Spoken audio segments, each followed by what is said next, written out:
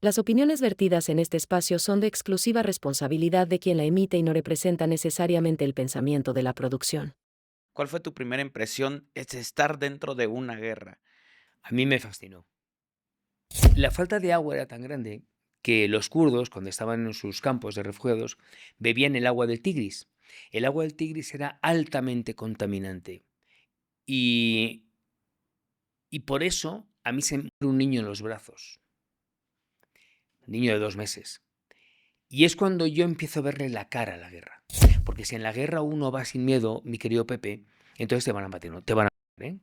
Tenlo muy claro. O sea, tiene que ir por el miedo, lo que hace es que te sabe frenar. ¿Cuántos cuerpos podrías ver tú en un día? En la guerra de Hutus y Tutsis, en las que los Hutus mataron a 1 millón de Tutsis en 3 meses, y además los mataban no a tiro limpio, sino los desplazaban.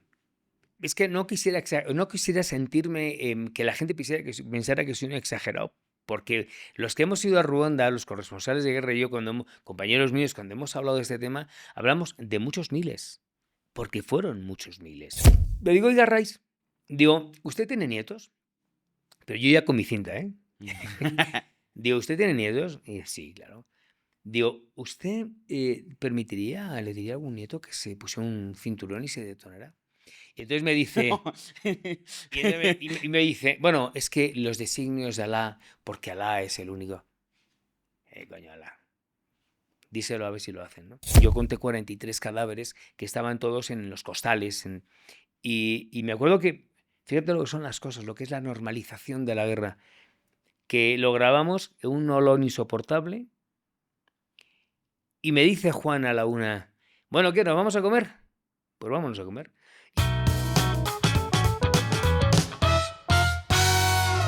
Hola, hola, ¿qué tal amigos? ¿Cómo se encuentran? Espero que muy bien. Sean bienvenidos a un nuevo podcast, a un nuevo programa del podcast de Pepe y Chema. Recuerden todos que yo soy Pepe y también Chema. Muchísimas gracias a todos los que están por aquí. Recuerden que este es el canal de Yo Soy Pepe y también Chema. Y si no están suscritos, pueden suscribirse. Si les gusta mucho el contenido, pueden poner ahí una campanita. Y si no les gusta lo que estamos haciendo, también pueden ponerlo en los comentarios para que nosotros aprendamos. Pero hoy les puedo asegurar algo, el capítulo que van a ver a continuación les va a gustar mucho, porque cuando empecé a hacer podcast siempre tenía esta referencia, ¿no? En algún punto quería entrevistar a un presidente, lo logramos, a un astronauta todavía no, pero también dentro de esa lista había un periodista de guerra. El día de hoy estamos con el gran Alberto Peláez, periodista de guerra, corresponsal, escritor, más de 45 años dedicándose a esto. Alberto, muchísimas gracias por aceptar la invitación de corazón. No, gracias a ti, Chema, Pepe, y te agradezco mucho que hayas pensado en mí. Eh, 45 años de ser periodista de guerra. A ver, te hago la pregunta. ¿En qué momento una persona decide, ay, creo que ser periodista de guerra me puede parecer una buena idea, puedo vivir de eso? ¿En qué momento te despierta esa curiosidad? O tal vez de pronto te toca vivir algo y estás en medio de todo. ¿Qué sucede? Bueno, realmente yo desde niño, yo tenía 5 años y yo era de esos niños que fui privilegiado, Pepe, porque yo supe desde el principio que quería ser periodista. Yo no sabía lo que era el periodismo, pero mi padre, que era periodista, yo veía que subía, bajaba. En casa en Madrid vivíamos entre Nagrás, entre máquinas de escribir, las famosas Olivetis, tomavistas, cámaras. Y entonces un día le pregunto a mi padre, claro, yo tenía 5 o 6 años, y yo le pregunto, y papá, ¿pero tú qué haces? Y él le responde a un niño de 5 años y a su hijo. Y mi padre dice, yo cuento cuentos que son reales. Y entonces a partir de ese momento dije, yo de mayor quiero contar cuentos que sean reales. Entonces yo no quería ser astronauta, ni futbolista, ni policía, no, yo quería Claro. ser periodista. Pero una cosa es ser periodista, mi querido Pepe, y otra cosa muy distinta es ser corresponsal de guerra. En alguna ocasión, en los años 80, se me había pasado por la antesala de la imaginación y dije, en la vida lo haría porque me daba mucho miedo. Claro. Pero todo eso cambia el 2 de agosto del año 90, cuando el dictador Saddam Hussein en Irak invade Kuwait. Yo estaba aquí en México de casualidad y estaba en Televisa, precisamente, estaba con mis compañeros. Jacobo Zabludovsky, el gran Jacobo Zabludovsky, tenía un teléfono interno para llamar a las diferentes secciones, a los reporteros, a los camarógrafos. Y entonces llaman a los reporteros y yo voy un poco así de metiche con mis compañeros. Y cuando llego a la oficina de Jacobo, él pregunta que quién quería ir a hacer la cobertura de Saddam en la guerra. Y entonces yo tenía 24 años y yo pensé, a ver, yo no tengo hipotecas, yo no tengo hijos, yo no tengo mujer, yo no tengo Puedo morir. responsabilidades. Y dije, coño, pues yo. Y cuando me dijo Jacobo que fuera yo, que me morí de miedo, sin embargo fue la mejor decisión que tomé en mi vida. Fue una cosa circunstancial, pero yo a partir de ahí me di cuenta que lo mío era ese periodismo de guerra. Y de ahí, a partir de ahí cubrí 20 conflictos bélicos. Y la verdad es que cuando lo digo la gente piensa que estoy loco, pero yo siempre digo, y es verdad, porque es una obviedad, que yo fui una persona muy feliz en las guerras, es la verdad. Sí. Oye, evidentemente, eh, el momento que tú decides esto, una cosa es decir, yo voy, y otra cosa es estar ahí y ya decir, híjole, o sea, sí quería venir, pero me parece que esto está muy fuerte, no sé. ¿Cuál fue tu primera impresión? Es estar dentro de una guerra. A mí me fascinó. A mí me encantó. A ver, hay que situarse en los años 90, el Alberto Peláez de los 25, 28, 30, 35 años, y otra cosa es el Alberto de los 62 de la actualidad, ¿no? Em, Cuando uno es joven, uno piensa que no se le pueden poner puertas al campo. Y el campo es todo para ti, y todo te lo puedes comer, y todo lo puedes fagocitar, y eres el amo y el dueño del mundo, porque pero además es lo normal, es lo que un chaval de tu edad tiene que pensar, que no hay límites con ciertas restricciones, ¿no? Pero cuando uno es joven no piensa eso, y piensa que te quieres comer el mundo. Y así debe de ser. Claro, el Alberto de hoy, yo claro que volvería a una guerra, hoy, pero lo haría de una manera distinta. No sería de esa manera tan alocada, porque yo era un hedonista, un hombre de acción, tipo D.H. Lawrence, que me gustaba estar siempre en el límite entre la vida y la muerte. Y porque todo eso te crea una adrenalina, te crea una adicción y te crea mucha satisfacción. Porque yo en la guerra he conocido a gente espectacular. A mí la guerra me ha dado muchas cosas y no todas han sido malas. Ok. ¿Qué fue lo primero, Alberto, qué fue lo primero que viste? ¿Qué fue lo primero que te hizo entender eh, que en la guerra pasaban más cosas de lo que nosotros nos podemos imaginar? Nosotros lo que sabemos de la guerra es lo que escuchamos a través de personas como tú o lo que vemos a través de las películas, únicamente, porque tener un acercamiento, pues difícilmente una persona promedio va a tener un acercamiento a una guerra aquí en México, digámoslo así.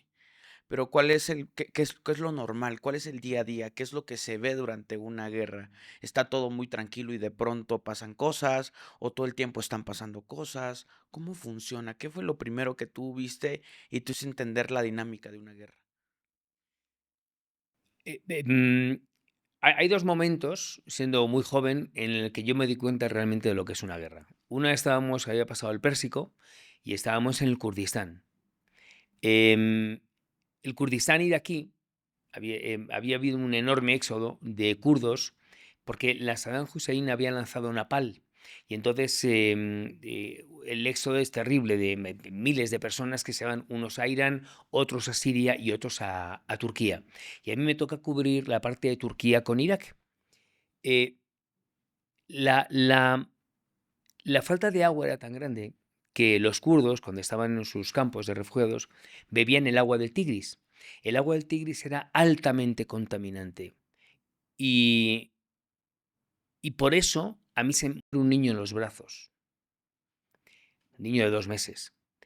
Y es cuando yo empiezo a verle la cara a la guerra, que fue terrible. Y la segunda vez que yo le vi la cara, luego ya vi muchas veces la cara a la guerra, pero la segunda vez que yo veo de una manera impactante lo que es una guerra de verdad, fue 1 año o 2 años más tarde, yo estaba en Osijek. Osijek es la capital de Eslavonia Oriental, que colinda con Serbia, en la antigua Yugoslavia.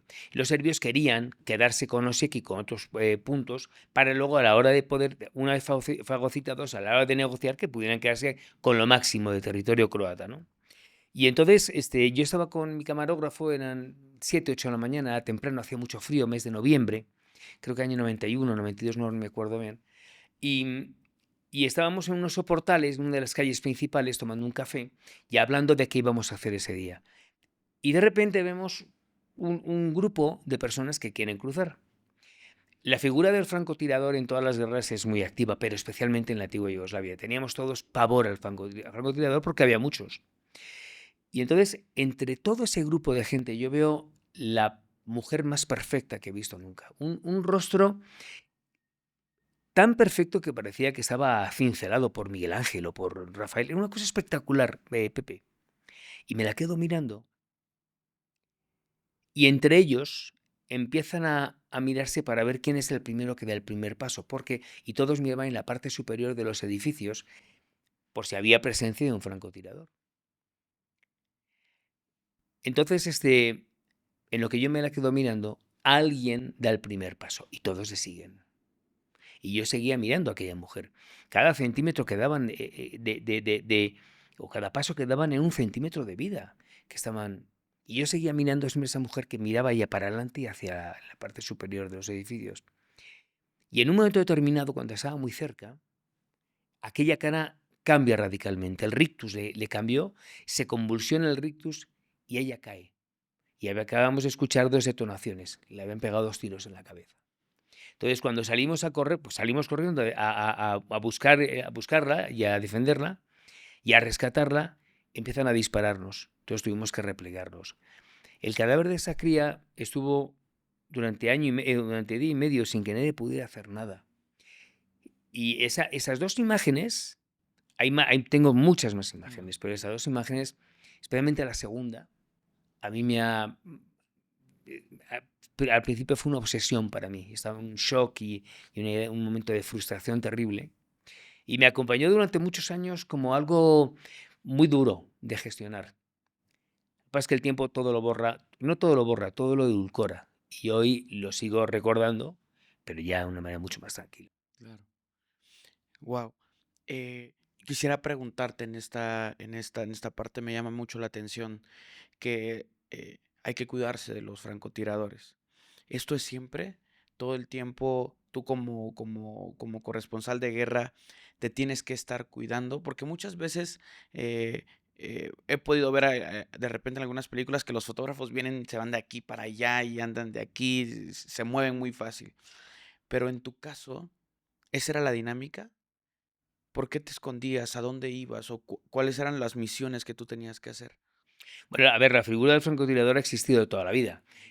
Al principio eran con piedras, luego eran con flechas, luego con flechas con fuego, luego con arcabuces y luego con armas automáticas. Pero siempre existió. Tan existió que bueno, se me está olvidando el nombre del escritor, que le pegaron un tiro en el cuello en la batalla del Ebro, en España. O sea, siempre ha existido. Dependiendo qué guerras son más o menos activas, pero en todas existe. En la antigua Yugoslavia era terrible. La labor que tenemos los corresponsales de guerra, Pepe, por supuesto es escondernos cuando la cosa está muy mal, pero nosotros tenemos que ir allí sabiendo lo que vamos. Si tú vas a una guerra sin tener plena conciencia de lo que vas a hacer, mejor no vayas. Y vamos a trabajar, sabiendo que te puedes jugar la vida.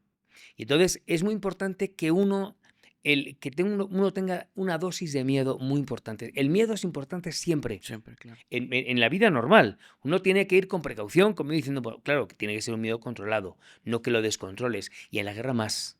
Porque si en la guerra uno va sin miedo, mi querido Pepe, entonces te van a matar, ¿no? Te van a matar, ¿eh? Tenlo muy claro. O sea, tiene que ir el miedo lo que hace es que te sabe frenar. No es que te frene, te sabe frenar. Y tú sabes hasta dónde puedes llegar. Insisto, el miedo tiene que ser controlado siempre. Y tenemos que hacer una introspección para entender hasta dónde podemos ir y hasta dónde no podemos ir. Y a veces estás jugando la vida, pero sabes que tienes que ir. con un miedo que tiene que ser controlado. Pero, hombre, yo me he escondido, claro, pues en los shelters, en los refugios, en muchos lados. Pero yo siempre tuve muy claro, Pepe, cuál era mi función. Y mi función era contar la verdad y contar lo que yo estaba entendiendo que era verdad, porque tampoco somos seres absolutos. Em, y para mí era muy importante ir a las guerras y contar la verdad por muchos motivos, entre otros, para que no quedaran en el anonimato tantos millones de muertos que ha habido desde el Big Bang hasta ahora, eh, y se quedaran en el olvido de la memoria, un baúl donde nadie, que nunca iba a abrir, que nadie iba a saber que en 1713, en la batalla de Utrecht, pues Fernando Perande de Córdoba, me lo estoy inventando, ¿no? Murió sin que nadie supo que murió, ni él, ni muchos más. Y entonces teníamos que ir los corresponsales para decir, oiga, no, es que aquí ha habido una guerra con tantos muertos. Y por eso era importante que no quedaran en el anonimato tantas muertes de gente tan inocente. Ok. Oye, Alberto, me surge la curiosidad. Hablas de millones de muertos desde siempre. ¿Cuántas personas podías ver morir tú en un día? ¿O cuántos cuerpos podrías ver tú en un día? Hombre, dependiendo qué guerra. Por ejemplo, en la guerra en Ruanda, en la guerra de Hutus y Tutsis, en las que los Hutus mataron a 1 millón de Tutsis en 3 meses, y además los mataban no a tiro limpio, sino los desplazaban con los sables, con las espadas, no eran espadas, eran, bueno, eh, era terrible. Y yo ahí vi. Es que no quisiera sentirme, que la gente pensara que soy un exagerado, porque los que hemos ido a Ruanda, los corresponsales de guerra y yo, compañeros míos, cuando hemos hablado de este tema, hablamos de muchos miles, porque fueron muchos miles. La ciudad de Goma estaba repleta de cadáveres. Cuando yo estoy aterrizando en Goma, y me asomo a la ventana de un avión de esos de hélice que pudimos alquilar, porque en aquel entonces, hoy no lo sé, pero en aquel entonces no era un aeropuerto, era un aeródromo de estos de grava, de gravilla, de arena. Yo me asomo a la ventana cuando quedaban, no sé, 300 metros, y el paisaje, voy a intentar describírtelo, era una especie de Zombilandia. Estaba repleto de cadáveres sin cabeza, sin brazos, sin piernas, sin pies. El torso. Sí, porque así los mataron. Y entonces, según lo estás viendo, me acuerdo que aterrizamos, se abre la compuerta y el olor, el hedor que había era irrespirable. Yo me acuerdo que tuve meses el chaleco antibalas y el casco y todo, lo tuve impregnado de ese De ese olor en olor. descomposición. Entonces, ¿cuántos cadáveres he visto? No sé, muchos, miles, miles en Sarajevo, en la morgue de Sarajevo. Además, el olor a muerte es muy característico. Yo cuando fui a Sarajevo, en la antigua Yugoslavia, que fui 8 veces, en Sarajevo me acuerdo, entré en una morgue, había 35 cadáveres en descomposición, porque además había 40 grados, era verano, agosto del año 92, y vomité, tuve que salir 2 veces a vomitar 2 veces. Pero aquel olor se te queda tan impregnado cuando lo pasó lo de Ruanda, etcétera, que me acuerdo que una ocasión estábamos en Irak, en el año 2003, Juanito y yo, en la guerra del Pérsico II, y había en Bagdad, había muchas batallas urbanas. Y salgo del Hotel Palestina, con Juanito, y siempre hablábamos un poco de qué íbamos a hablar ese día, de qué tema vamos a hacer para la empresa, para Televisa.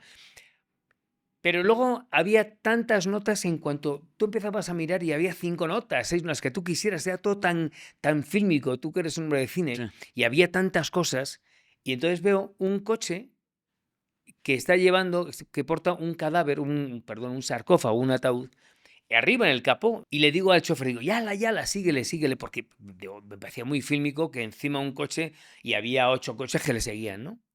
Y en un momento determinado paran, y paramos. Porque yo pensé, digo, le irán a enterrar en algún lado y tal. Y según para el coche, hacemos Juan y yo. Porque Juan en mi cama, se conoce hemos estado en las guerras siempre juntos, ¿no? Y los dos sabemos cómo, y hace Juan, dice, aquí huele a muerto, ¿no? Digo, sí.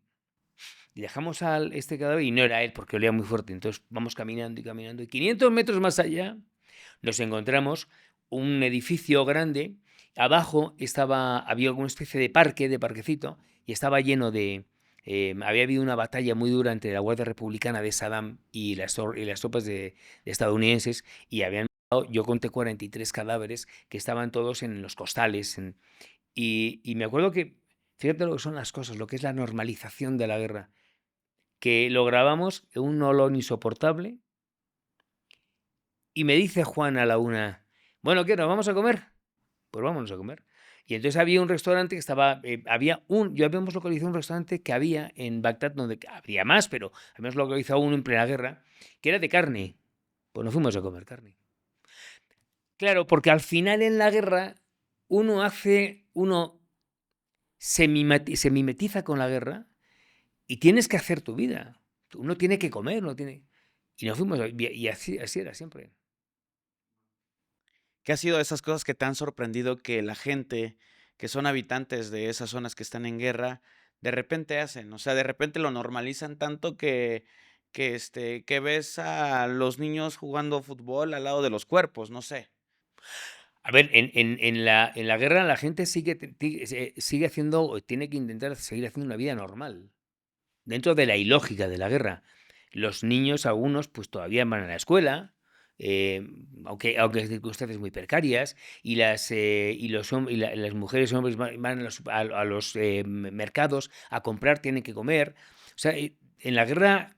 Y ahora que dices de los niños, mira, los niños, por ejemplo, en las guerras, ¿qué es lo que hacen los niños en la guerra? Pues copian modelos. ¿Y qué modelo ven? Guerra. Entonces, ¿qué hacen los niños? Juegan a Jugar a las la guerra. guerras. Yo me acuerdo que en Bagdad habían dejado las tropas estadounidenses y la Guardia Republicana de Saddam Hussein muchas bombas que no habían explotado, porque no habían explotado, y estaban ahí tiradas. Entonces, ¿qué hacían los niños? Cogían los misiles. Claro, en muchas ocasiones esos misiles explotaban y morían muchos niños. Esa es la, la guerra no tiene una parte positiva. Todo es horrible. No hay una parte, todo es una parte oscura, como la parte de la luna. Pero incluso, fíjate, incluso en esa parte más oscura que es la guerra, la parte más oscura del ser humano, siempre hay un pequeño espacio para la sonrisa. Yo he visto niños sonreír, yo he visto niños reírse en la guerra. eh, y eso es lo que a mí me daba más fuerza para poder seguir luchando, para poder contar la verdad y para volver a las guerras. Eh, Dentro de estos 45 años, para ti, ¿cuál fue el día más importante desde el punto de vista de reportar algo que estaba sucediendo en la guerra? Tal vez esa nota. Bueno, sobre todo entrevistas, ¿no? Entrevistas que he hecho a líderes.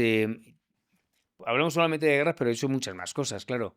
Pero en la guerra, hombre, la entrevista que le hice a Yasser Arafat, al líder de la OLP, al líder palestino, la entrevista que le hice a Muammar el Gaddafi, al líder libio, y tal vez la entrevista de la que me siento tal vez más orgulloso es la que le hice al jeque Ahmed Yassin. El jeque Ahmed Yassin fue el líder de Hamas, fue el creador de Hamas, este grupo terrorista tan conocido ahora, ¿no?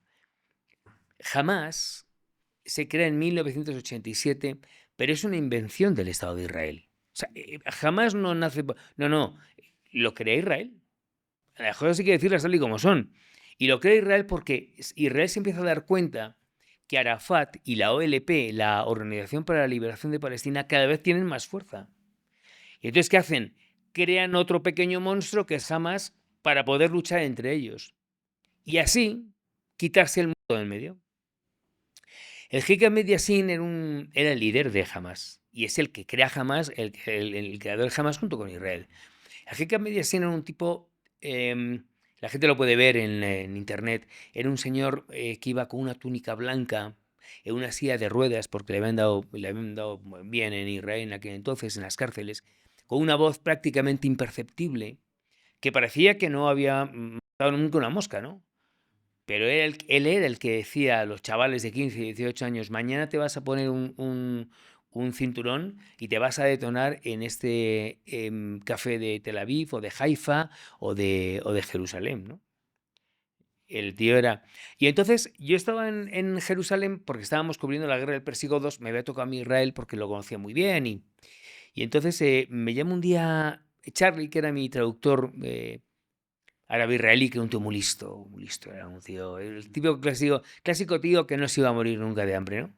Y me dice, oye, ¿por qué no entrevistamos al jeque Ahmed Yassin? Digo, ¿pero tú le conoces? Dice, no, pero yo tengo unos amigos que dicen que le conocen, tal. Y nunca, solamente 2 personas lo habían entrevistado al jeque, porque era objetivo militar de los israelíes, como después de haber entrevistado yo, un año más tarde a él y a Abdelaziz Rantisi. Bueno, digo, pues bueno, pregunta, si él no va por delante, no nos va a la entrevista, pero bueno. Y al día siguiente me toca la puerta de la habitación a las 7 de la mañana, que tenemos la entrevista. Digo, no me jodas, digo, no me lo puedo creer. Y entonces dice, tenemos que estar a las 5 de la tarde en una cabina telefónica de Jaffa Street, que es la calle principal de Jerusalén. Ya me han dicho cuál es, que yo tengo que llevarte. Entonces aquello empieza a convertirse en una especie como de detectives, ¿no? Que te van a llamar por teléfono. Hostias. Estamos a las 4:30 esperando desde hace media hora antes, a las 5 menos 5, a las 5 y 2 minutos, no me llamaba nadie. Y entonces pensé, digo, esto es un bluff, una coña, ¿no? Sí. Y suena el teléfono. De película. De película, igual de una película. Y entonces lo dejo sonar como 3 o 4 veces y digo, pues ya más no voy a ser que no me vayan a colgar la llamada. Cojo el teléfono, digo hello, y entonces una persona con acento en inglés, con acento árabe, muy marcado, algo masculina, me dice, hello, I'm the painter, soy el pintor. Mañana tienen que estar a las 7 de la mañana en el puesto de Eretz para entrevistar al Rais Yassin. Hostia, no me lo creía.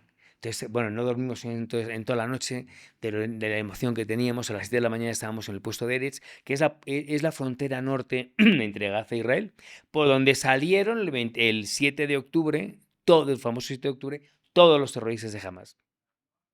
Y yo lo conozco muy bien de esa parte. Bueno, pues llegamos a la caserna, dejamos nuestros pasaportes en una caserna blindada y nos vamos caminando. Hay como 200, cuando uno entra en Gaza hay como 200 metros que es tierra de nadie, donde solamente estás escuchando tiros y explosiones. O sea, es una bienvenida, digamos que no es la más ortodoxa, ¿no? Cuando salimos de ahí, entramos en territorio palestino, de repente, sin mediar palabras, yo cuando me di cuenta tengo a 3 personas encima de mí que me vendan los ojos y me meten en un coche, de una manera muy violenta. Y entonces pensé en ese momento, me acaban de secuestrar. Digo, me acaban de secuestrar y digo, claro, el Charlie era un colaboracionista de estos tíos. Empiezo a darle vueltas. La angustia que uno tiene, porque ya en aquel entonces, Pepe, se clavaban a los turistas, a los periodistas, les clavaban el cuello. Entonces, claro, para mí fue un momento de una enorme angustia. Yo nunca había pasado tanta angustia y fue la única vez en mi vida que creo que tuve un miedo descontrolado porque pensaba que me iban a matar. Luego lo he visto muchas más veces que me ha podido matar, pero ese momento fue porque yo quería escaparme, no podía hacerlo. Yo estaba buscando saber dónde estaba, pues yo conocía muy bien Gaza, pero no tenía referencias acústicas. Habían puesto a todo volumen la música, estaban cantando, riéndose y no tenía visuales porque me habían mandado los ojos. Y fueron como 4 horas terribles, terribles. Estuve dando vueltas todo el tiempo. En un momento determinado, el coche para y abren la puerta y escucho al muecín llamando al rezo. Y entendí que eran como las 11 de la mañana, más o menos. Y escucho unos piélagos de un oleaje que está chocando. Digo, estoy en alguna playa de Gaza, al lado de una mezquita, pero no tenía más, no sabía más. Entonces, me sacan con la misma violencia y me meten en una casa y empiezo a pasar un frío extremo porque yo venía de un calor, claro, todo esto era producido de los nervios, ¿no? Entonces me dejan solo en una habitación y solamente escucho una respiración entrecortada. Era mi camarógrafo, yo no sabía que Juan estaba ahí. Y entonces se abre una puerta, escucho una puerta que se abre, escucho unas palabras que hablan, unas personas que hablan en árabe y empiezan a quitarme la venda. Y cuando me quitan la venda, me encuentro la jeque a media, sino 1 metro mío. No había sido un que yo pensé que se había sido, sino que no querían que yo supiera dónde iba a ser la entrevista, porque era objetivo militar prioritario. Y un año más tarde a GK Mediaset, un helicóptero israelí. Y entonces de esa me siento muy orgulloso por cómo conseguí la entrevista, que fue un calvario. Claro, totalmente. Y ya estando frente a él, respiras, me imagino, y dices, Claro, ya, voy a vivir. claro. Pero fíjate, fue una entrevista en la que tuvo que ser muy light, porque decía, a ver, siendo ese tío como es, digo, si yo le cuento algo que no le guste, igual se levantan o se va y se marchan. Entonces tuve que hacer una entrevista muy light, pero ya la tenía, aunque fuera light. Y lo importante era la presencia de él. Claro. Cuando terminé la entrevista, le digo, oiga, Raiz, digo, ¿usted tiene nietos? Pero yo ya con mi cinta, ¿eh? Digo, ¿usted tiene nietos? Y sí, claro. Digo, ¿usted le diría a algún nieto que se pusiera un cinturón y se detonara? Y entonces me dice, y me dice, bueno, es que los designios de Alá, porque Alá es el único. Coño, Alá. Díselo a ver si lo hacen, ¿no? Pero bueno, quedé muy satisfecho con aquella entrevista. Tal vez con la que me siento más satisfecho. Claro. Que tenía que he entrevistado, joder, a presidentes de gobierno, a líderes políticos. Claro, Gaddafi, que Pero es una figura. cada un personaje también muy singular. Oye, y tú que has escuchado de repente tal vez las dos versiones de la guerra, ¿no? No tienes cuando estás en una guerra, me imagino que no ¿La de tomas ahora? partido. ¿La de Irán, dices? No, en general. Ah, En general, o sea, me imagino que no tienes un partido, o sea, de apoyo a estos, ojalá que ganen estos, no lo sé. O tal vez simplemente desde el criterio objetivo periodista, pues tienes que escuchar ambas partes, independientemente de lo que tú pienses. Mi pregunta aquí es, en una guerra, ¿qué es lo que dicen ambos lados? O sea, realmente, eh, porque cuando estás en un lado, pues escuchas y dices, ah, tiene buenas razones, y cuando vas con el otro lado dices, ah, pues tiene buenas razones. ¿Qué es lo que has escuchado? ¿Hay guerras que no tienen sentido? No sé. bueno, yo creo que ninguna guerra tiene sentido. A ver, Chema, dos no se pegan si uno no quiere. Es así de sencillo. Y las guerras todas son evitables. Pero las guerras al final, cuando hablas de la paz o de la guerra, nadie quiere la paz cuando estás en tiempos de guerra, porque la paz no genera los mismos dineros o emolumentos que genera una guerra.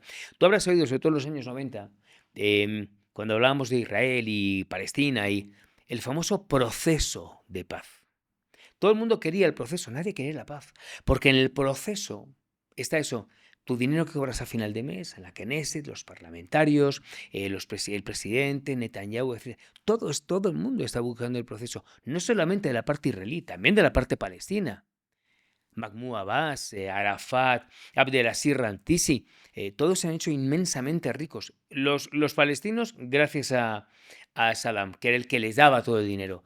Y los israelíes, porque también han podido, en algunos casos, no todos, esconder, soterrar tanta corrupción que ha habido en los diferentes gobiernos, especialmente en los últimos, y seguir cobrando su dinero al final de mes. Nunca a nadie le interesó la paz. Los que de verdad ansían la paz terminan todos muriendo. Isaac Rabin, gran político judío, yo no soy de nadie, no soy ni pro-judío, Sí. ni pro-palestino, yo soy un periodista que va, ve y cuenta. Pero Isaac Rabin fue un gran político y él se sienta a negociar con Arafat. Y como Arafat le da todo, y Arafat le dice que quiere más cosas, le dice a Rabin, no te puedo dar más. Cuando llegue Israel, a Isaac Rabin, lo mata un judío ultraortodoxo. ¿Cómo terminó el rey Faisal? ¿Cómo terminó Anwar el-Sadat? ¿Cómo terminó Mahatma Gandhi? ¿Cómo terminó Gandhi? Todos los que realmente buscan la paz terminan muertos. Porque la paz no le interesa a nadie. Y los periodistas, antes de ser periodistas, somos seres humanos. Yo tengo mi alma y mi corazoncito. Claro que en el fondo vas con el más débil siempre. Es normal, es humano. Ahora, una cosa es que puedas ir con ellos y otra cosa es que tengas que contar la verdad. Yo me acuerdo cuando estaba en antigua Yugoslavia, yo pasaba siempre al lado bosnio, al lado croata y al lado serbio. Y contaba lo que estaba pasando, a pesar de las enormes carnicerías que hicieron los serbios. Porque no podemos olvidar que en la Segunda Guerra Mundial los justachis croatas ultranacionalistas a 200.000 serbios. Y al final es ojo por ojo, diente por diente, que no debería existir así. Ok. De estos 45 años, me imagino que tú también has presenciado la evolución de la guerra respecto a la tecnología, por ejemplo. Me imagino que antes, no sé, eran eh, pues este tipo de aviones de una forma diferente. Hoy son una cosa totalmente distinta, el uso de drones. ¿Cómo evolucionó la guerra desde la parte de las armas? Bueno, en ese aspecto mucho. Yo he asistido mm, a guerras de una batalla cuerpo a cuerpo. Lo he visto en Benghazi, lo he visto en Libia, lo he visto en Ruanda, lo he visto en Somalia, O sea, lo he visto cuerpo a cuerpo, cuerpo guerras. a cuerpo, claro. Bueno, a ver, cuerpo a cuerpo, con unos costales Sí, y disparándose a 15 metros. sí, Eso sí. yo he asistido muchas veces. Hoy no. Hoy ya no se hace nada de eso. Es muy raro que tú mandes a tu infantería. Hoy están los robots, hoy están los drones, hoy están los misiles supersónicos o hipersónicos que pueden recorrer 15.000 kilómetros en muy poco tiempo y llevando cabezas nucleares. Hoy un misil hipersónico nuclear, lanzado desde Moscú hasta Alemania. ¿Sabes cuánto tiempo puede llegar? Desde Moscú a Berlín. No llega al minuto y medio. Entonces, claro, hoy todo eso ha cambiado. Y hoy las guerras ya no se hacen como antes, como en la Edad Media, ni como en el siglo XVIII, ni hasta hace 20 años. Incluso si tienes que utilizar infantería, pues ya algunos utilizan robots. No en Corea, no en los coreanos del norte que van a Ucrania y lo matan a todos. Claro que por supuesto sigue existiendo. Y luego además existe, no sé si en México se entiende el término morralla, la morralla, como decimos en España, que son los pobres que tienen que ir al frente siempre. En Ucrania ha habido muchos chavales que siguen haciendo ese cuerpo a cuerpo. O hay mucha gente que tiene que ir todavía, los coreanos del norte, pero cada vez menos, porque hoy las batallas se libran de manera distinta.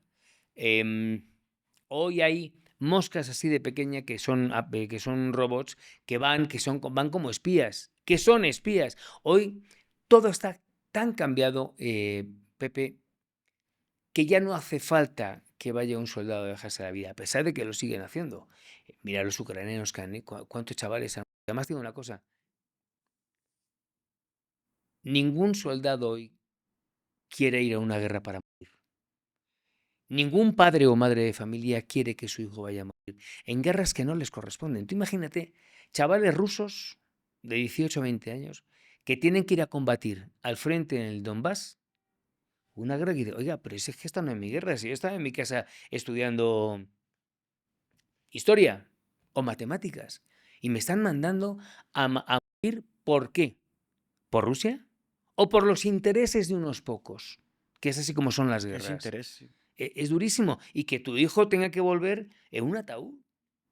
Eso es terrible. Nunca nos ponemos en el lado de los soldados.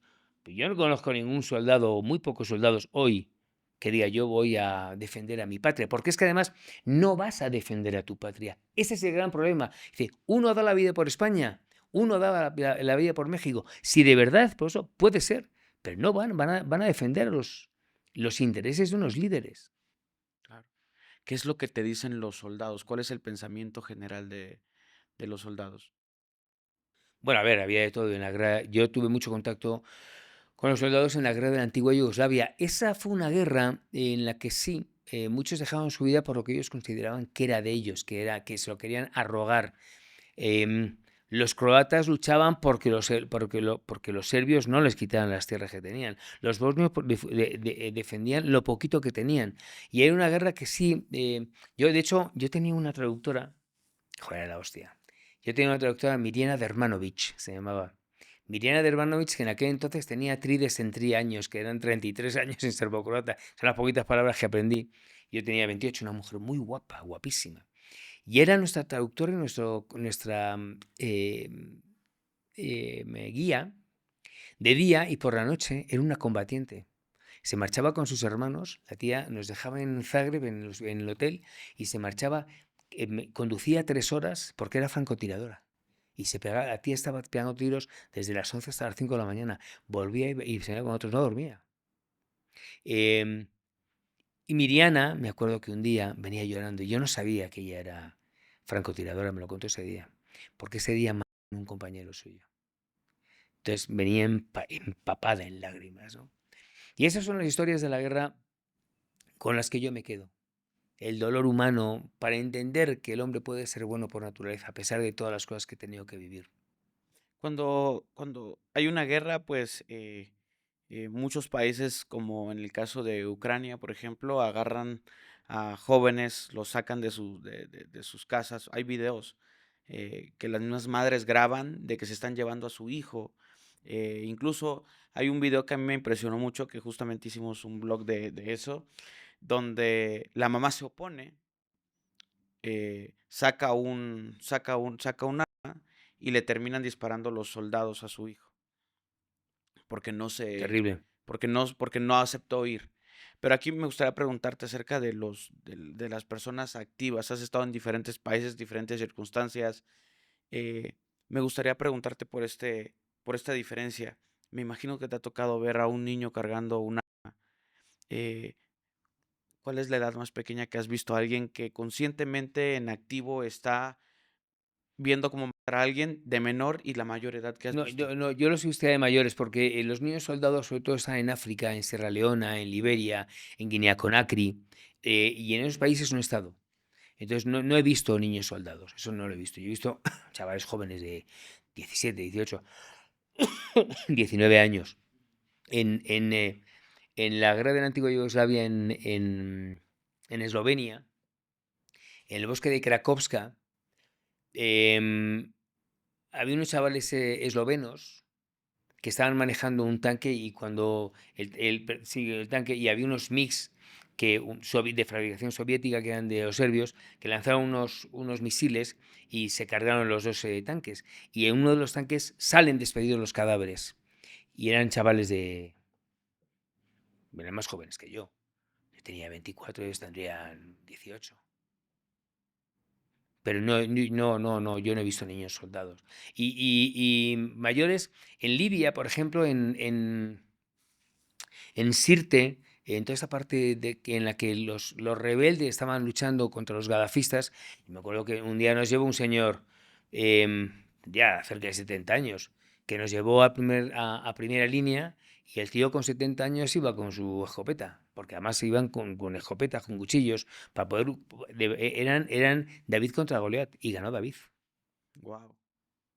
Y en este caso, por ejemplo, tú en primera línea, que es básicamente donde está el enfrentamiento más cercano, me imagino, Ujú. que es esto, ¿no? Lo que se ve mucho en las películas, ¿no?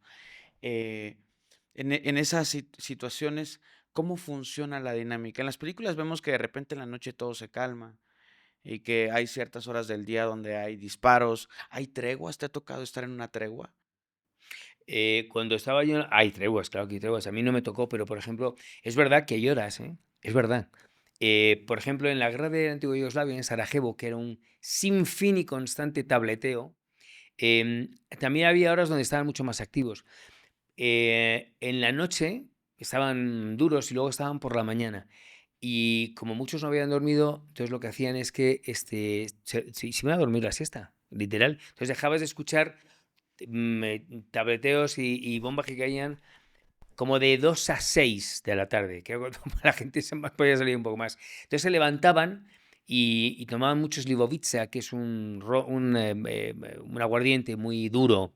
Y claro, eso les daba unos ánimos y estaban ya disparando todo el día, toda la noche. Las noches ya a partir de las 5 eran un poquito menos. Yo llegué a dormir, bueno, a dormir. Yo a dormir no, pero yo llegué a pasar una noche entera intentando dormitar en una primera línea a 15 metros del enemigo con los bosnios, que aquello fue terrible.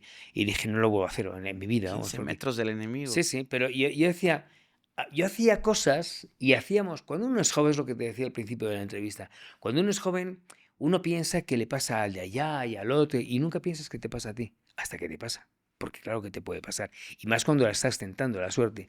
Em, y yo estuve dormitando en una primera línea. Ese día hubo un par de ráfagas, afortunadamente, pero el hecho de estar en una primera línea a 15 metros es una cosa completamente absurda. O sea, yo lo pienso a mi edad y con 30 años digo, pues yo qué hacía yo ahí en una primera línea. Son las cosas que uno hace cuando uno es joven, ¿no? Sí, claro. Híjole. ¿Cuál ha sido la vez más cercana que has estado de la muerte? Uy, muchas, muchas, muchas. Bueno, antes te conté la del jeque Ahmed Yassin. Sí. Em, Contaste esa, también la del disparo de la mujer. también. A mí en Sarajevo, además, y fíjate, eso está grabado, porque claro, la cámara no siempre está grabando, está apagada. Yo tengo una imagen de un francotirador que me disparó y me rozó la cabeza. Y luego tengo otro también que está grabada. Estábamos un día en Sarajevo eh, y habían caído muchas bombas. Y cuando caen las bombas, estábamos en lo que llamábamos los periodistas el Boulevard de los Francotiradores, que era uno de los bulevares más importantes que había. Y así lo bautizamos nosotros. Entonces veo una pareja que viene de la mano, una chica muy mona, un muchacho, Alma, que luego fue mi traductora, hablaba muy bien inglés. Digo, coño, pues digo, me hace falta otro traductor, tenemos uno, me hace falta otro. Digo, oye, pues vente y... Ah, no, pues encantada, sí, vamos a mi casa a celebrar. Digo, vamos a celebrar, vamos al hotel que aquí está cayendo la de Dios. Tal que nos convencen y entonces saca les digo pizza y cuando vamos a brindar empieza a haber una sinfonía de misiles como no te puedes hacer una idea. Entonces a partir de ahí le digo, Juan, graba, graba, graba. Y Juan enciende la cámara, vamos corriendo por el pasillo de la casa de Alma y llegamos a la cocina. En la cocina yo abro una contraventana de madera así muy gorda, la quito, cae un misil, cae un segundo misil y en el tercer misil exactamente le digo, Juan, todo esto está grabado, digo, Juan, voy a cerrar la contraventana. Juan dice, vale, y en ese preciso instante, pero un día te lo enseño para que lo veas, pero en ese momento exacto cae otro misil. Cuando voy a editar, en el momento en que estoy cerrando la contraventana se ven unos puntitos que se hacen más grandes. Cuando yo abrí la contraventana había una esquirla de metralla incandescente en el suelo, otras habían rebotado y habían salido, y ese se quedó. Si no, yo no llego a cerrar la contraventana en ese momento, me habría en la cabeza, o a Juan en el abdomen, pues estaba agachado. Y eso en las conferencias que doy siempre le enseño y cuento esta historia y cuento el momento y lo ven, ¿no? Y yo a partir de ahí fue cuando empecé a creer mucho más en Dios y en la Virgen. Yo ahí conseguí la fe. Yo soy un hombre de fe y fue gracias a eso. ¿Te tocó, aparte de eso, ver un milagro, ver algo extraño? Bueno, yo vi milagros todos los días. No, no, porque yo vi la sonrisa de los niños. Una señora que le dejé ya nos íbamos, una señora muy anciana, que fuimos a su casa y le dejamos los víveres que teníamos. Entonces, cuando nos ve con esos, la cara se iluminó. Eso era un milagro. Todos eran milagros. Eh, a la gente que pudimos ayudar, todo eran milagros. Alberto, tal vez mucha gente se enoje por lo que te voy a preguntar, porque teniendo una figura como tú, con tantos años de experiencia y todo esto, no puedo evitar no preguntar esto. Eh, ¿Hay cosas paranormales en la guerra? A ver, yo no he visto, pero es verdad que puede haber una energía, y eso sí lo notas, muy densa, como muy negativa, ¿no? Yo me acuerdo que en las guerras yo lloraba mucho, ¿y sabes por qué lloraba? Porque a mí me ayudaba a quitarme todos los demonios que traía, que me arrastraban, que era el mejor antídoto. Em, Había lugares, por ejemplo en Medjugorje, donde está la Virgen, la famosa Virgen de Medjugorje, que eran como que estaban protegidos. Yo lo que sí me daba cuenta es que podía pasar de lugares con una vibra muy negativa a lugares con una vibra muy positiva. Tú entrabas en la iglesia de Medjugorje y era un remanso de paz. Y salías y había cosas, te das cuenta de esas miradas con tanto odio. Y estabas en la habitación y dices, joder, digo, aquí hay presencias, ¿no? Porque te sentías como Observado. vigilado, como Ajá, observado. Claro, cuando en una guerra mueren tantos miles de personas, es normal que estén vagando. Es normal. claro. Oye, hablando de estas energías positivas y negativas, hace rato te preguntaba si en algún momento viste una tregua, viste un descanso, te tocó ver ver soldados, no sé, soldados estadounidenses con soldados iraquíes conviviendo en algún momento? Jamás. Me tocó convivir con muchos soldados y era muy divertido. Sobre todo con los... yo conviví mucho con soldados en la antigua Yugoslavia. Fíjate, eran veladas muy divertidas. Estábamos siempre muy borrachos. Porque estaba, claro, es que llegabas por la noche con ellos y empezaban a sacar el whisky, el Ibovica. Y al final te ayudaba a desestresarte. Era muy divertido. Entre ellos la camaradería que había, pero entre, por ejemplo, serbios y croatas se odiaban. Se odiaban. Hombre, un soldado con el enemigo no se suele querer. Al contrario, no existe más que una enorme animadversión. Y si solamente por lo que le han podido hacer a sus familiares o a su país, si pueden matar a todos. Claro.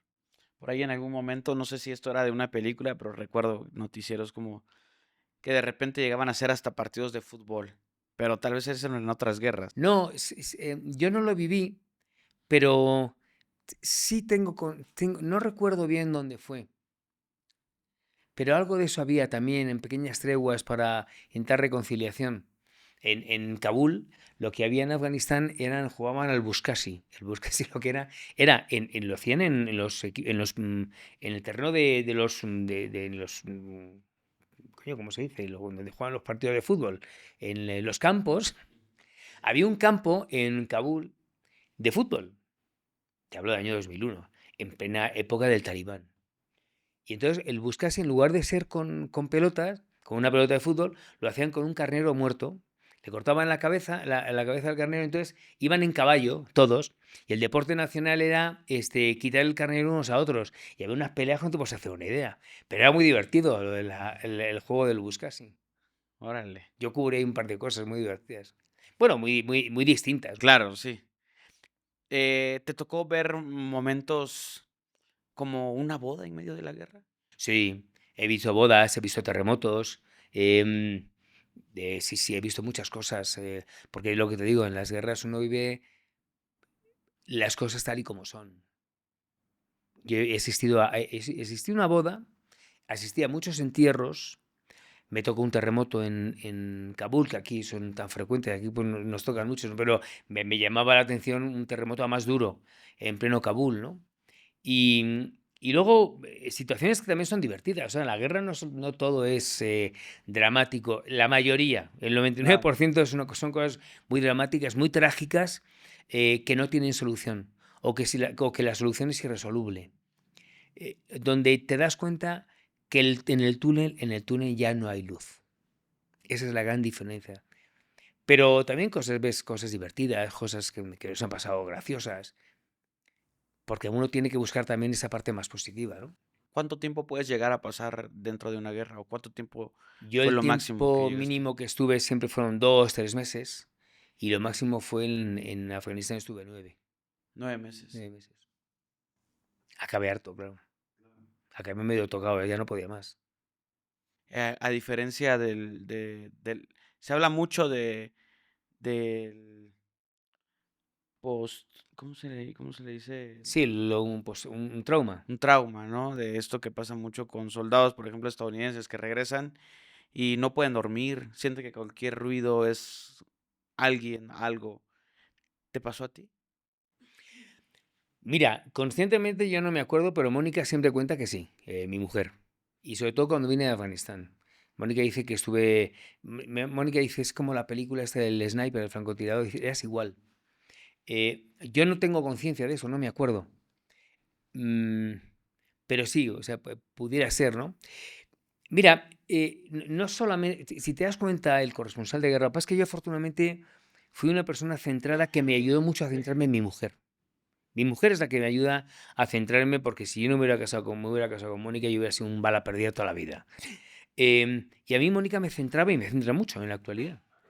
Entonces, gracias a Mónica yo consigo ser una persona más ecuánime, más ecléctica, porque los corresponsales de guerra se empiezan a reenganchar como yo me reenganché, guerra tras guerra, tras guerra, tras guerra. Y algunos compañeros míos son personas muy huidizas, muy solitarias, sin familias, o con familias poco estructuradas, y yo eso no lo quería para mí. Eso sí lo tenía claro. Yo quería ir de guerra en guerra, pero yo quería tener a mi mujer y mis 2 hijos que estuvieran bien. Y muchos de mis compañeros o terminan con adicciones, muchos mueren. Y eso tampoco lo quería yo. Hubo un momento que dije, ya no debo seguir reenganchándome, porque era una cosa muy adictiva, tenía muy descuidada a mi familia, y eso no podía ser. Y luego además, es verdad que, insisto, conscientemente no recuerdo, pero sí me quedaba un pozo duro, que al final lo transmitía en mi casa. Y eso había que cuidarlo mucho. Yo hice muy mal en no ir al psiquiatra, en no ir al psicólogo, en no ir con un sacerdote. Hice muy mal. Porque yo en cada guerra tenía que haber ido a hablar y a quitarme todos los demonios que tenía. Y me dejaba llevar porque, bueno, al final el mejor psiquiatra es el tiempo. El tiempo no lo borra, no borra nunca nada, pero sí edulcora, sí dulcifica y sí te lo deja mucho más tranquilo todo, ¿no? Y en ese remanso, al cabo de los años, pues ya estoy. Pero claro, tal vez hubiera estado mejor que hubiera sido desde el principio. Ver a la muerte todos los días frente a frente, eh, sin duda alguna, cada vez el que muera una persona tal vez no tenga el mismo impacto en ti porque lo vives prácticamente todos los días. No lo sé. Pero la realidad, por ejemplo, la realidad que vive en México, narcotráfico, desapariciones, o que te detenga un retén. Ayer justamente venía una persona a platicar conmigo que iba pasa un retén de militares y de repente hay un retén, pero son 2 personas. Se da cuenta que esas personas no son militares, aunque iban vestidos. Acelera el coche, él se esconde, va con sus 2 hijos, va con 2 amigos, se esconde y de repente empiezan a escuchar los disparos que vienen de atrás. Él se voltea para decirle a sus hijos, agáchense, Ajá, y recibe un balazo en la cabeza. terrible. Vino aquí y trae el balazo. Con su brazo. Sí, sí, tiene un hueco aquí en la cabeza. eh, Aparentemente dentro del cerebro se expandió, tiene, no sé, yo creo que unos 200 pedazos de como esquirlas o no sé. No entiende él por qué vivió. eh, pero pues sin duda alguna son cosas que dan miedo como mexicano que no conocemos otra cosa. Vivir esas situaciones, ¿a ti te da miedo? Honestamente, ¿Y lo qué? te da miedo la realidad de México, lo que sucede. ¿Cómo lo ves tú después de ver tantas cosas? Bueno, primero lo que me hablas de este señor, yo que soy un hombre de fe, eso es un milagro. Sí, Eso es un milagro. Pues luego dicen que no existen, claro que existen, ¿no? No me da miedo la actualidad mexicana, analizo la actualidad mexicana. Y claro que es un momento en los últimos tiempos muy delicado, donde hay una corresponsabilidad, ¿eh? claro. Y las cosas hay que decirlas por su nombre, porque combatir al narco no solamente es decirlo, o sea, que hay una parte de responsabilidad por parte de los gobiernos estatales, los gobiernos municipales, el gobierno federal. Ahora, que la situación es grave, es muy grave, es muy grave. Este es un país que es un país espectacular, al que yo quiero con locura desde que tenía 5 años, hace 57 de esto, y hoy estamos un poco a la deriva por esa falta de acción de los diferentes gobiernos y un narco que efectivamente es muy potente. Entonces, lo que habría que hacer es, Chema, buscar unas soluciones, unas fórmulas, porque además lo tienen que hacer los políticos, nosotros no. Nosotros no somos más que ciudadanos. Los políticos tienen que buscar fórmulas, ideas para poder combatirlo. Claro. Y combatirlo de verdad. Sí, también es complicado porque siento que el ciudadano tiene mucho que ver. Si hay consumo, hay demanda y Bueno, claro, claro, claro. entonces la forma en cómo los ciudadanos pueden competir es dejando de comprar, ¿no? Ya, pero eso es muy difícil. Eso es Eso es muy muy difícil, difícil. claro, es difícil. Hubo soluciones que eran más salomónicas, que hubieran podido tener cierto sentido en un momento determinado. Pero es muy difícil, decir, acabar con la demanda.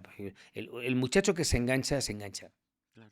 Y el muchacho que se engancha con metanfetamina, con fentanilo, se engancha. Y además esas son muertes muy rápidas, ¿no? Y es muy fácil decir, no, tenemos que dejar de comprar y de vender. Joder, vive en la piel en la vida uno tiene que ser empático. Vive en la piel de ese pobre chaval. Sí. A ver cómo te va. Oye, ya para ir hacia una recta final, amigo, me gustaría preguntarte acerca de tus compañeros, otros corresponsales. eh, Algunos seguro están bien, están con vida, seguro has perdido a compañeros. ¿Cómo les ha ido en la guerra a tus compañeros? Bueno, como te decía, de manera desigual. Hay muchos corresponsales de guerra que son lobos solitarios, que se han divorciado 3 veces, que tienen 3 mujeres, 2 niños. Porque al final los corresponsales de guerra somos trotamundos, somos buscavidas. Vamos de aventura en aventura y estamos buscando cuál va a ser la siguiente aventura. Y algunos hemos sabido parar a tiempo y decir, bueno, ahora la aventura de mi vida es mi familia, ahora la aventura de mi vida es el siguiente trabajo, ahora la aventura de la vida es escribir. Eh, y otros no han sabido canalizarlo, Pepe, y han terminado muy solos, perdidos de la mano de Dios. Em, Me acuerdo de compañeros, un italiano al que yo quise mucho, también que iba eso de guerra en guerra, ya era mayor, y lo que quería era vivir la otra guerra. Entonces, depende de qué tan centrado estés, qué tan ecuánime seas, ¿no? En la guerra yo he perdido compañeros a los que además yo he querido mucho. Desde luego José Couso, que lo mató un misil estadounidense en el Hotel Palestina, donde estábamos todos. Julio Fuentes, Julio Anguita Parrado, Marcelo y su novia. En fin, gente a la que yo tenía mucho cariño que se han dejado la vida. Porque uno tiene que entender, cuando uno es corresponsal de guerra, tiene que tener claro que puede no volver. ¿Cuáles son las peores imprudencias que has visto, no de tus compañeros, sino de la gente en general, o tus compañeros también, por los cuales llegan a perder la vida la gente? Muchas veces uno está buscando una exclusiva y de manera un poco absurda. La mayor exclusiva que tiene una persona es su propia vida. No existe mayor exclusiva que eso. Y a partir de ahí, las exclusivas puedas tener como corresponsal, como periodista. Pero dejarte la vida por eh, entrevistar a alguien, y sabes que te la puedes jugar. Yo me la jugué, por ejemplo, con el jeque Ahmed Yassin. Tampoco sabía que iba a pasar todo eso, porque si lo hubiera sabido en la secuencia, etcétera, no lo hubiera hecho, te lo digo desde ahora. Afortunadamente lo puedo contar. Claro. Hay muchos que no pueden contarlo, ¿eh? Y hay muchos que no pueden contarlo sin saber que iban a morir. Bueno, no lo sabían nunca. Me gustaría preguntarte si tú has visto a estas personas que hacen turismo de guerra, agencias de turismo que jalan a la gente para ir a ver cómo es una guerra. No, no las he visto, ha pasado sobre todo en la antigua Yugoslavia, pero no me extrañaría que hubiera pasado. Porque efectivamente ahí puede haber gente, no digo que haya, puede haber gente que tenga esa catadura moral tan baja que lo que quiera es matar a otro ser humano. Porque a mí me pasó, eso sí me pasó a mí, yo llego a Sarajevo, principios de agosto del año 92. Y me acuerdo muy bien porque días antes fue la inauguración de los Juegos Olímpicos en España, en Barcelona, que lo vi en Mostar en casa de un soldado croata, de Branco. Eh, y el día que llegamos, estuvimos un poquito más de un mes en Sarajevo. Llegamos al hotel, al Holiday Inn, que estábamos toda la prensa, después de pasarlas canutas, porque entrar en Sarajevo con los francotiradores no sabes lo que es eso. Entonces llego y me encuentro, estábamos toda la prensa, me encuentro a dice periodista, se parecía un Rambo, con una cinta y tal, portugués, es lo que te puedo decir, porque no me acuerdo el nombre. ¿Qué tal del estudio? Bueno, yo soy mexicano, bueno, español, vengo de mi empresa. Coño, qué. Y digo, ¿y tú qué tal? Pues muy bien, yo soy de no me acuerdo. Me voy a cazar, ¿te vienes? Digo, ¿pero a cazar qué? Perdón. Y dice, voy a grabar cómo matan a un civil. Le he dado $500 a un francotirador. Te lo juro por Dios, como te lo estoy contando. Él le pagó a un Sí, sí, sí, francotirador sí, sí, para sí. ver cómo Así me lo mataba a un contó civil. él. No sé si luego lo hiciera o no, pero así me lo contó él, ¿eh? Te doy mi palabra de honor. Y entonces te das cuenta que en las guerras ves lo más miserable del ser humano, como este tipo, o ves lo más grandioso, como mi amigo Ahmed, que estaba en Gaza, que era mi traductor, que el tío no tenía dónde caerse muerto, no tenía nada de esa... Era después de lo pobre, lo siguiente. Completamente depauperado, y el tío me dice un día, mañana tienes que venir a mi casa a comer. Sí, Ahmed, voy a tu casa. Cuando yo a eso, que era la casa, tenía 2 hijos y tenía 3 gallinas. Y solamente comían los huevos que proporcionaba la gallina y arroz. Y había 4 huevos. Digo, Ahmed, digo, tu comida. Digo, Ahmed, yo no me puedo comer esto. Pero no podía, pues era para la familia. Y el tío me dice, si no te comes esos huevos, no eres mi brother. Fíjate la diferencia entre un personaje de esa calaña y la enorme catadura moral que tenía Ahmed, que de solidaridad, de amor y de fraternidad. Y yo me quedo con eso. Yo he vivido muchas cosas de esas y me quedo con esa parte de la guerra. ¿Volverías a la guerra? Sin lugar a dudas. Lo que pasa es que para la guerra uno tiene que ir con dinero. Yo no lo tengo, macho. Y uno tiene que ir primero con dinero y luego tiene que ir sabiendo el ABC del corresponsal de guerra, que ese se me lo sé muy bien. Uno no puede ir a la guerra ahí con un teléfono móvil, ¿no? Eso es una locura. Lo hago con uno que hace por ahí. Y además uno cuando va a una guerra, mi querido Pepe, si yo voy de verdad. Yo no voy a una guerra para meterme en un hotel. No, no, no, no.